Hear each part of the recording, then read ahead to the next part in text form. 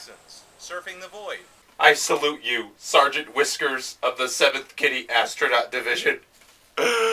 Hello, my needle drops. Anthony Fantano here, the internet's busiest music nerd, about to get into an album review, Klaxons, Surfing the Void. This band isn't too unlike their UK contemporaries like Foals or These New Puritans, very experimental songs with dancey beats. Pet, pet, pet, pet, pet. But Klaxons' sophomore LP is a lot louder and a lot beefier too. The dance aesthetics that made their 2007 LP so immediate are here, but this thing is a little more serious. Seriousness here, guys.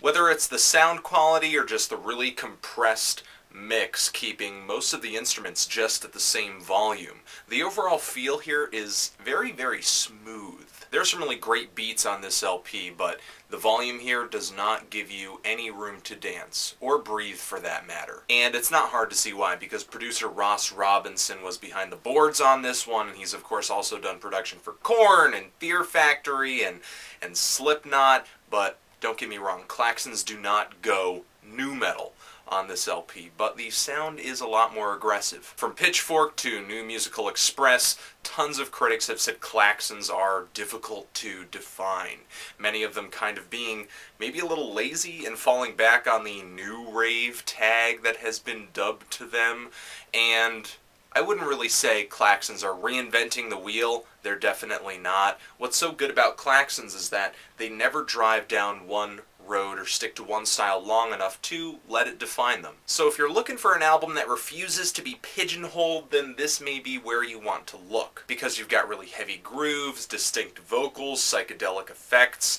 abstract lyrics about cosmic claptrap. And when I list out these things, I'm just thinking in my head, damn, sounds like an awesome album. Let me at that album. But truth be told, I don't like this album.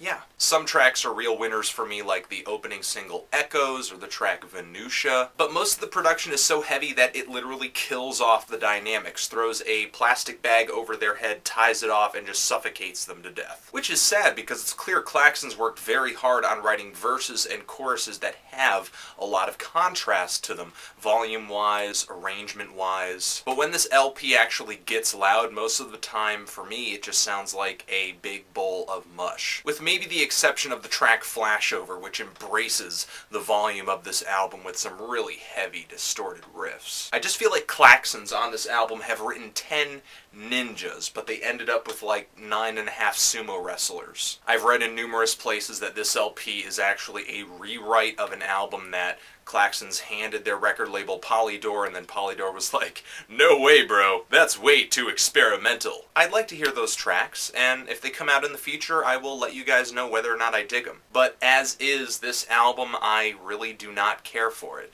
and it has nothing really to do with the experimentation and the adventure of it. In fact, that's kind of why I respect Klaxons, and that's pretty much where my ears are on this album, but let me know where yours are on this thing. Are you loving it? Are you hating it? And why? I'm feeling a light 4 to a strong 3 on this thing. And it's not necessarily because I feel like Klaxons are the worst band ever, or I hate them, or I don't like new rave. I wonder what Cal Chester thinks about new rave. New rave? Seriously? Don't you know a music marketing ploy when you see one? I hate Couch Chest. I'm gonna have to chalk this up to just not being my cup of tea. Just not my cup of tea. Whoever Klaxons' target audience is for this music, it's most definitely not me. And that's pretty much how I'm going to leave that. Anthony Fantano, Klaxons, Surfing the Void, forever.